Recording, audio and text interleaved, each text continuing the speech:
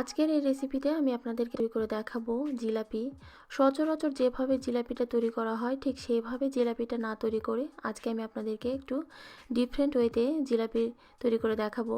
Different ওয়েতে আমি এই জন্যই বললাম, জিলাপি তৈরিতে সাধারণত ইস্ট ব্যবহার করা হয়, কিন্তু আজকের এই রেসিপিতে আমি ইস্ট ছাড়া এবং কেনা চালের গুঁড়ো দিয়ে মুচমুচে জিলাপি তৈরি করে দেখাবো। আমি আশা করছি আজকের এই জিলাপির রেসিপিটি আপনাদের সবার ভালো লাগবে।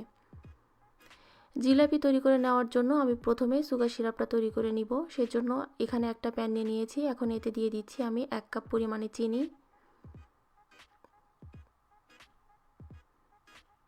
এবং 1 কাপ পরিমাণে পানি। চিনি এবং পানিটা আমি একই ধরনের কাপ দিয়ে এখন দিয়ে দিলাম। একটু নেড়ে চেড়ে মিশিয়ে নিচ্ছি। আর জিলাপির জন্য যে সুগার সিরাপটা তৈরি করা হয় সেটা কিন্তু সচরাচর একটু ঘন টাইপের হয়ে থাকে এবং বেশ কিছুক্ষণ সময় এটা জাল দিয়ে নেওয়ার পর এখন এতে দিয়ে দিচ্ছি সামান্য পরিমাণে লেবুর রস। লেবুর রসটা দিলাম যেন সুগার সিরাপটা জমাট না বেঁধে যায়, সেজন্য। কিছুক্ষণ জাল করে নিব এবং এটাকে আমি এক তারের একটা সুগার সিরাপ তৈরি করে নিব। সুগার সিরাপটা আমার রেডি হয়েছে কিনা সেটা আমি একটু চেক করে নিব। আমি এটাকে একটু চেক করে নিচ্ছি যে এটা এক তারের হলো কিনা। এটা এক তারের হয়েছে। এখন এটাকে আমি চুলা থেকে নামিয়ে সাইডে রেখে দিব। আর এটা যখনই এক তারের হবে তখনই কিন্তু এটাকে চুলা থেকে নামিয়ে নিতে হবে, না হলে ঠান্ডা হয়ে যাওয়ার পর কিন্তু এটা অনেকটা ঘন হয়ে যাবে। এরপর জিলাপির জন্য এখানে আমি একটা ব্যাটার তৈরি করে নিব। একটা মিক্সিং বলে এখন আমি এতে দিয়ে দিলাম 1 কাপ পরিমাণে চালের গুঁড়ো, 1/3 কাপ ময়দা, 1/4 কাপ টক দই,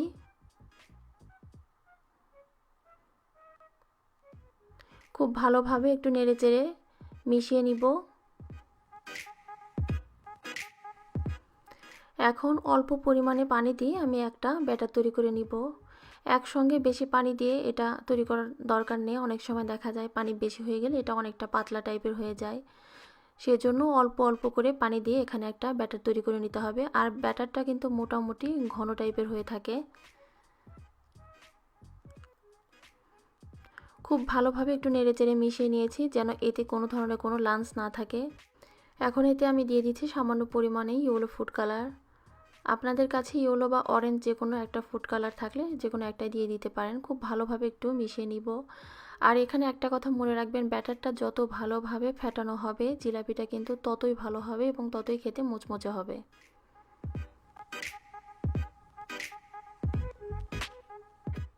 এখানে আমি প্রায় 1/4 টিস্পুনের মতো বেকিং পাউডার অ্যাড করে নিয়েছি।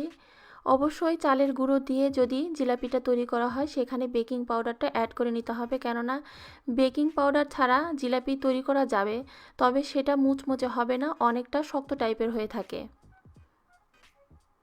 এটাকে আমি খুব ভালোভাবে ফেটিয়ে নিয়েছি। এখন আমি একটা সস বোতল নিয়ে নিয়েছি।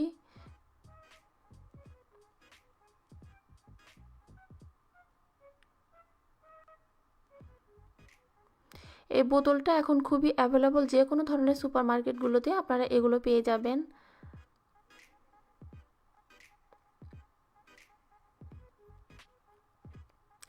এখন জিলাপিগুলো আমি ভেজে নিব। চুলাটা অন করে একটা প্যানে পর্যাপ্ত পরিমাণে তেল দিয়ে দিয়েছি। তেলটা হালকা গরম হয়ে গেলে এখন এতে আমি জিলাপিগুলো তৈরি করে নিব।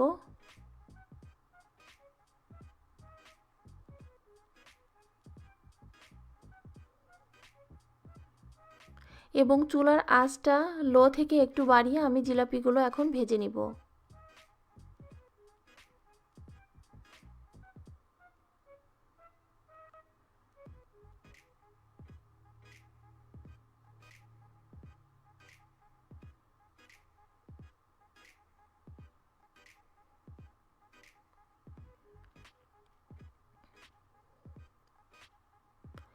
জিলাপিগুলো আমার ভাজা হয়ে গিয়েছে। এখন জিলাপিগুলোকে আমি তেল ঝরিয়ে নিব এবং সরাসরি আমি যে সুগার সিরাপটা তৈরি করে নিয়েছিলাম সেই সুগার সিরাপে এখন জিলাপিগুলো দিয়ে দিব।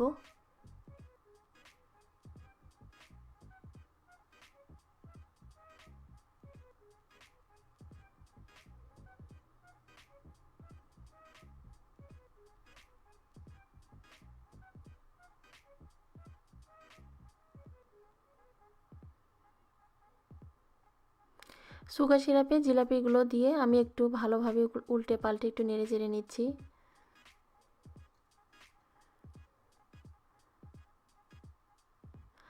আর খুব বেশি কিন্তু নেড়ে চেড়ে নেওয়া যাবে না, না হলে কিন্তু জিলাপিগুলো ভেঙে যেতে পারে।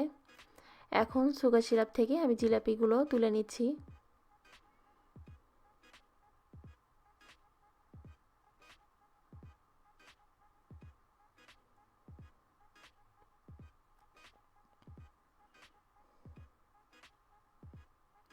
ঠিক এখন একই রকমভাবে আমি জিলাপিগুলো প্রথমে ভেজে নিব এবং তারপর গরম অবস্থায় জিলাপিগুলো সঙ্গে সঙ্গে সুগার সিরাপে আমি খুব ভালোভাবে একটু গড়িয়ে নিব।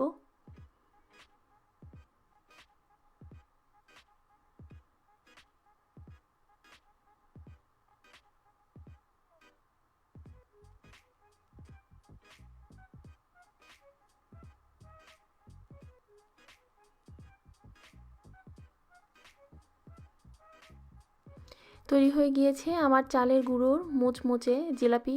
খুব সহজভাবে জিলাপি তৈরির আজকের এই রেসিপিটি আপনাদের দেখানোর চেষ্টা করেছি। আশা করছি আজকের এই রেসিপিটি আপনাদের সবার ভালো লেগেছে। আপনারা সবাই ভালো থাকবেন, আমাদের জন্য দোয়া করবেন। আল্লাহ হাফেজ।